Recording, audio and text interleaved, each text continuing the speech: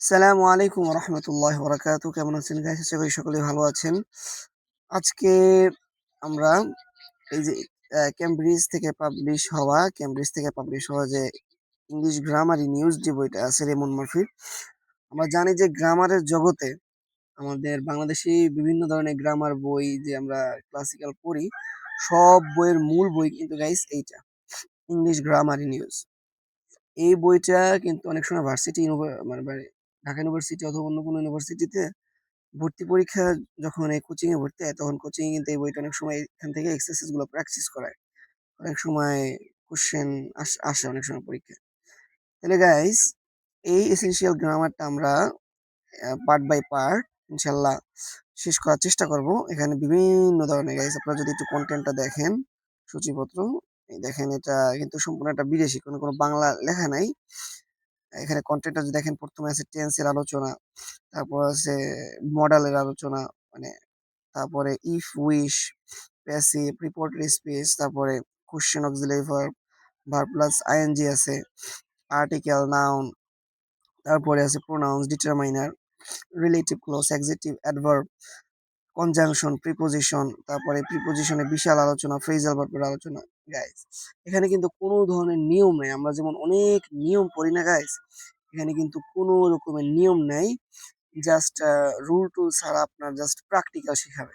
তাহলে গাইস, আজকে আমরা শিখবো হচ্ছে, আজকে আমাদের ক্লাস হবে,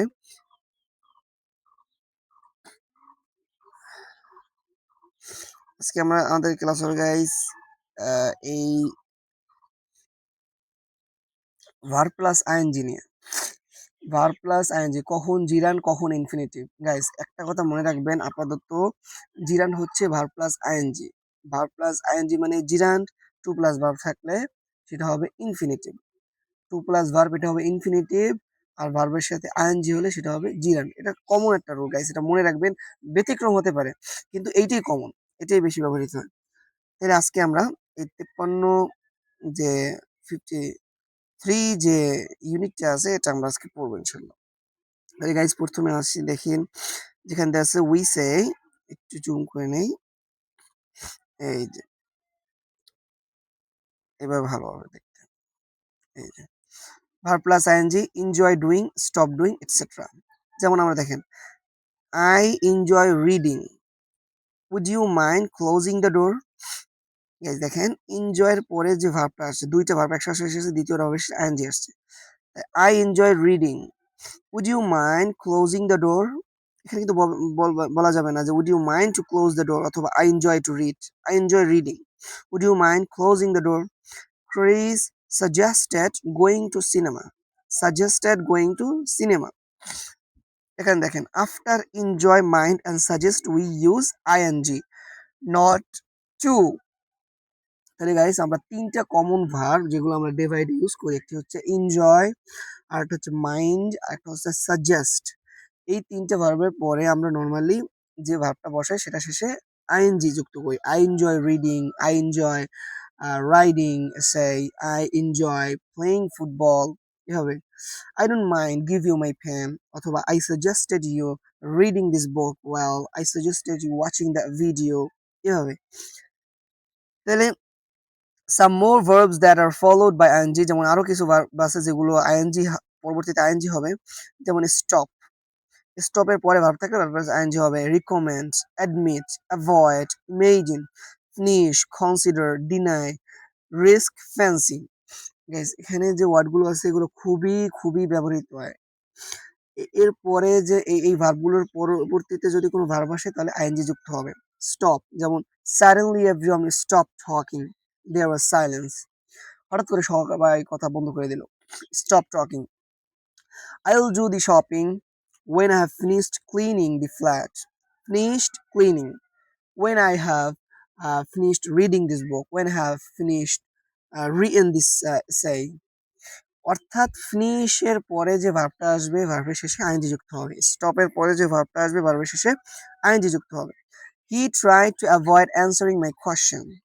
He tried to avoid answering. Avoid এর পরে যে ভার্বটা আসবে ভার্বের শেষে আইএনজি যুক্ত হবে। He tried to avoid answering my question. I don't fancy going out this evening. Guys, fancy খুব, এটা একটা C1 C2 লেভেলের ওয়ার্ড। ফ্যান্সি মানে হচ্ছে like, I would like to, আমরা বলি না I would like to do it, আমার এটা করতে পছন্দ হয়।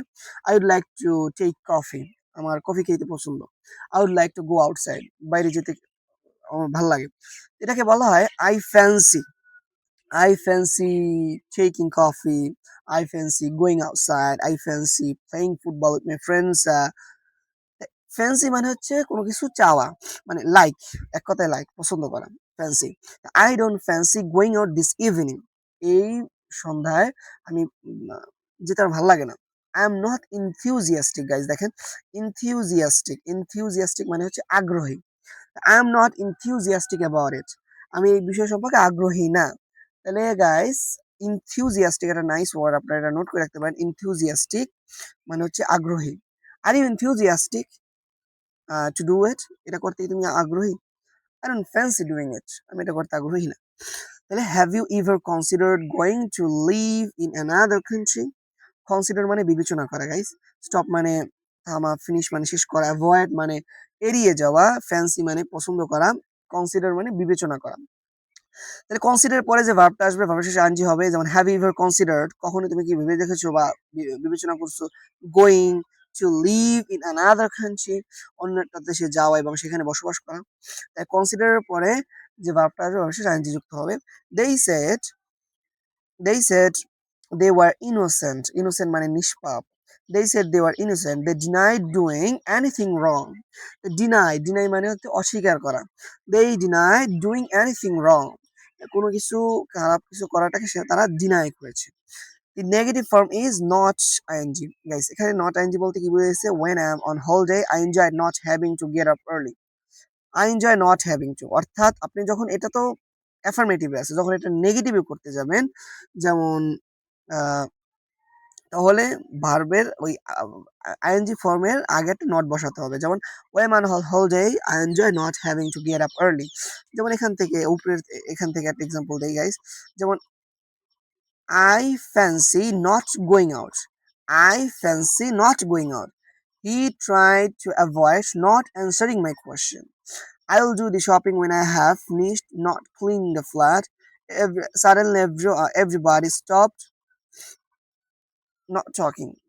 যদি এটা মিনিং হয় না গাইস, নিয়মটা বোঝানোর জন্য যে যে ভার্বটার শেষে আইএনজি হবে, সেই আইএনজির আগে আমরা কি যুক্ত করব? সেই আইএনজির আগে আমরা নট যুক্ত করব। when I'm on holiday I enjoy not having to get up early। এখানে দেখেন গাইস বি, এটা হলো এ নাম্বার, এ সেকশন। এ সেকশনে আমরা কি নরমাল একটা নিয়ম দেখলাম, এগুলো। এবং বি সেকশনে কি we also use ing after give up, put off, go on, keep on। তাহলে গিভ আপ মানে স্টপ, কোনো কিছু ত্যাগ করা বা থামানো, থামা।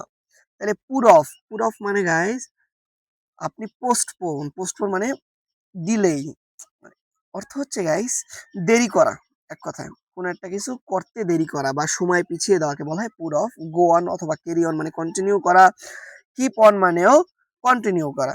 তাহলে দেখেন I have given up buying news papers, I don't read them anymore, আমি আর তা পড়ি না। I have given up buying, give আপের পরে বাইং, অর্থাৎ আপনার গিভ আপের পরে যে ভার্বটা আছে অবশ্যই আইএনজি যুক্ত হবে। I have given up buying news papers, I don't read them anymore. You shouldn't put off telling him what happened, you need to tell him now। You shouldn't put off telling him what happened, তোমার দেরি করা উচিত না তাকে বলতে যে কি হয়েছে, তোমার এখনই তাকে বলা উচিত। You shouldn't put off telling him what happened, you need to tell him now। Guys এগুলো কি, এই বাক্যগুলো দিয়ে আপনি স্পিকিং প্র্যাকটিস করতে পারেন কিন্তু। You shouldn't put off telling him what happened, you need to tell him now। Catherine doesn't want to retire, she wants to go on working। Say retire করতে চায় না, সে তার কাজ চালিয়ে যেতে চায়। আপনি বলতে পারেন আমি আমার স্টাডি চালিয়ে যেতে চাই। I want to go on studying in this madrasa, in that madrasa, in this school। I don't like to drop out। Guys আমরা গত ফ্রেজার অফ ভোকাবুলারি ক্লাসে শিখছিলাম ড্রপ আউট মানে হচ্ছে কলেজ ত্যাগ করা বা ঝরে পড়া। I don't like to drop out my college, I want to carry on studying in that, মানে আমি কন্টিনিউ স্টাডি করতে চাই। You keep interrupting me, interrupt মানে হচ্ছে থামিয়ে দেওয়া, কথা বলার মাঝখানে কাউকে থামিয়ে দেওয়াকে বলা interrupt. You keep interrupting when I am talking, আমি যখন কথা বলতেছি তুমি আমাকে বারবার থামিয়ে দাও। or you keep on interrupting মানে বারবার থামিয়ে দেওয়া, বারবার থামিয়ে দেওয়া ওকে, অর্থাৎ চলমান keep on আমরা যে দেখলাম যে do something continuously repeatedly, you keep interrupting me when I'm talking। আচ্ছা, এখানে C number guys, C number কি আছে, with some verbs you can use the structure verb plus somebody plus ING, যেমন you can stop people doing what they want, মানে অবজেক্টটা মাঝখানে আনা। এই যে স্ট্রাকচারটা দেখেন guys, verb plus somebody, somebody মানে অবজেক্ট এবং আইএনজি।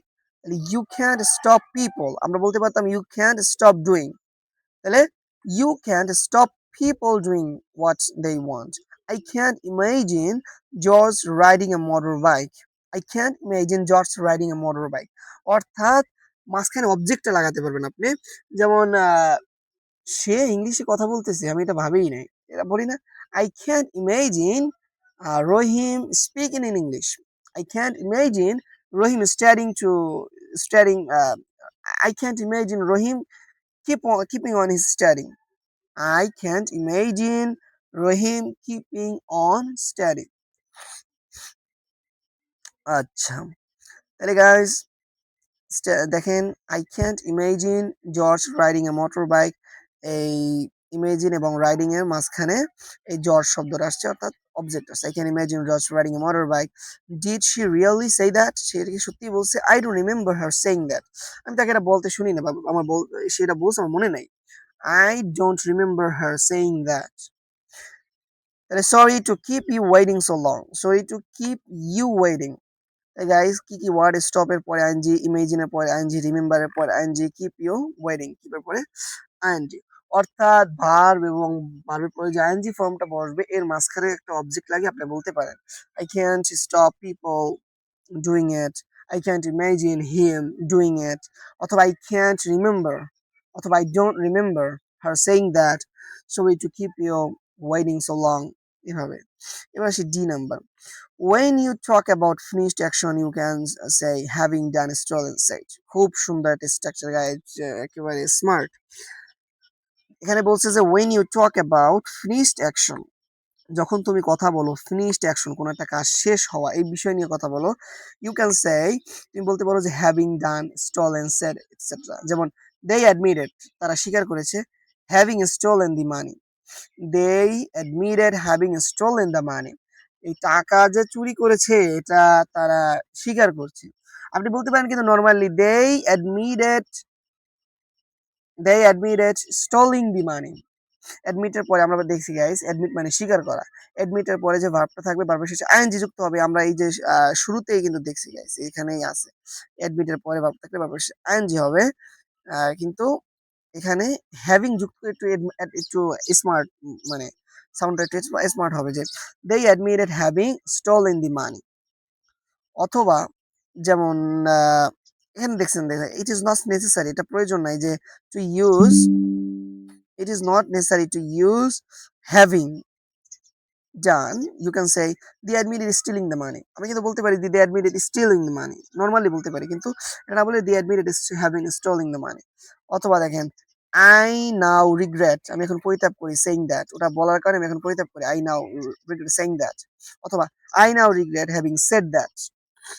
অথবা আপনি কিছু ভেঙে ফেলছেন, আগে আপনি অনুতাপ করতেছেন I regret now having broken the glass।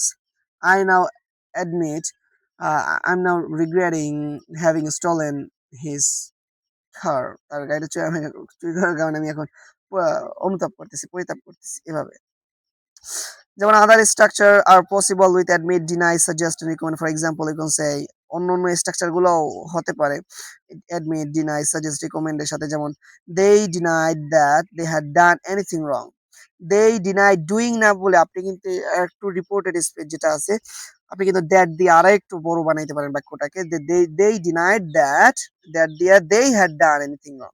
এই বাক্যটা এভাবে না বলে কিন্তু বলতে পারেন দে ডিনাইড ডুইং ইট। ঠিক আছে, Chris suggested that we go to cinema. Like Chris suggested going to cinema, এটা না বলে suggested that we go to cinema. I recommended that you travel by train, এটাকে না বলে I recommended traveling, মানে recommend এর পরে verb plus ing বসতে পারে, কিন্তু এখানে না বলে I recommended that you travel by train, এইভাবে। তো গাইস এখানে আমরা একটু জুম আউট করি, এটা স্ক্রিনশট নিয়ে রাখতে পারেন গাইস। এখানে আমরা প্রথমে একটা সামারি যদি বলতে চাই, এখানে যে ভার্বগুলো আছে stop, recommend, admit, avoid, imagine, finish, consider, deny, risk, fancy এগুলোর পরে ভার্ব থাকলে ভার্বের শেষে আইএনজি হবে। Give up, put off, go on, keep on এগুলোর শেষে আইএনজি হবে। এবং পার্টিকুলারলি আমরা একটা মাঝখানে স্ট্রাকচার, নতুন একটা স্ট্রাকচার শিখলাম যে ভার্ব প্লাস আইএনজি এবং ভার্বের মাঝখানে, মেইন ভার্বের মাঝখানে আমরা অবজেক্ট বসাতে পারি। You can not stop people doing, I can't imagine George riding, I don't remember her saying এভাবে। অথবা একটু অ্যাডভান্স ভাবে বলতে গেলে এই ভার্বের শেষে আইএনজি যুক্ত না করে যখন কোনো একটা কাজ শেষ হয়েছে ওই কাজ নিয়ে আমরা কথা বলতে চাই, কোন একটা কাজ অতীতে চলে গেছে নিয়ে কথা বলতে চাইলে আমরা কিন্তু অ্যাডমিট অথবা এই ভার্বের, এই যে ভার্বগুলো আছে মেইন ভার্ব, এই ভার্বের পরে আমরা একটা হ্যাভিং যুক্ত করতে পারি। হ্যাভিং যুক্ত করার পরে পরবর্তীতে অবশ্যই ভার্বের থ্রি বসাতে হবে। তাই admitted having stole in the money, ঠিক আছে? তাহলে আবার I now regret saying that অথবা I now regret having said that. এখানে কিন্তু গাইস রিগ্রেট এর পর সেইং আসছে, কিন্তু যখন হ্যাভিং বসাবেন তখন কিন্তু পাস্ট পার্টিসিপল হয়ে যাবে, হ্যাভিং সেড দ্যাট। এই অথবা এই বাক্যটা বড়ও বানাতে পারেন। আপনি ভার্ব শেষে আইএনজি, পরবর্তী ভার্বে আইএনজি না দিয়ে আপনি কিন্তু মাঝখানে দ্যাট দিয়ে নতুন একটা বাক্য বানাতে পারেন। গাইস আমরা এখানে একটা এক্সারসাইজ প্র্যাকটিস করি। Complete the sentence for each situation. এখানে দুইজনের কথোপকথন দেওয়া আছে। আমার ভার্ব প্লাস আইএনজি দিয়ে করতে হবে। যেমন একটা এক্সাম্পল দেওয়া আছে যে হি সাজেস্টেড গোয়িং টু জু। একজন একজনকে বলতেছে হোয়াট শ্যাল উই ডু, আমরা এখন কি করব? We could go to the zoo, আমরা চিড়িয়াখানা যেতে পারি। তাই সে he suggested going to zoo. আবার দেখেন do you want to play tennis, no not really, তুমি কি টেনিস খেলতে চাও? Not really. তাহলে হি ডিড নট ফ্যান্সি, সে মানে চায় না, পছন্দ করে না কি হবে playing tennis. He did not fancy playing tennis. অথবা let's go for a walk, good idea. তাহলে she suggested going for a walk. আবার দেখেন you cause the accident, no I did not. তাহলে বলছে যে he denied causing the accident. Can wait few minutes, sure no problem. বলছে যে they didn't mind waiting a few minutes. You did not tell me the truth. That's right, I did not. She admitted, সে স্বীকার করেছে, সে admitted, দেখেন guys এখানে কিন্তু negative দেওয়া আছে, বাক্যটা কিন্তু নেগেটিভ, তাহলে কি হবে she admitted not telling her the truth. she admitted not telling her the truth। অথবা যেহেতু এটা পাস্টে গেছে, পাস্টের কথা, আমি কিন্তু একটু অ্যাডভান্স কাজে বলতে পারি she admitted not having told her the truth, not having told her the truth। she admitted not having told her the truth। ওই যে আমরা এই স্ট্রাকচারের আলোকে হ্যাভিং সেড দ্যাট এর আলোকে পাস্টের কোনো কথা, গাইস আপনারা এটা স্ক্রিনশট দিয়ে রাখেন, আপনারা এই জিনিসটা সলভ করবেন। এই 53 যেটা আছে 53.2 এটা আপনারা সলভ করে কমেন্টে ইনশাল্লাহ স্ক্রিনশট দিয়ে রাখতে পারেন অথবা কমেন্টে জানিয়ে দিতে পারেন। আজকে এ পর্যন্ত থাক। সালামু আলাইকুম। পরবর্তী আবার ক্লাস ইনশাল্লাহ আমরা দেখা হবে।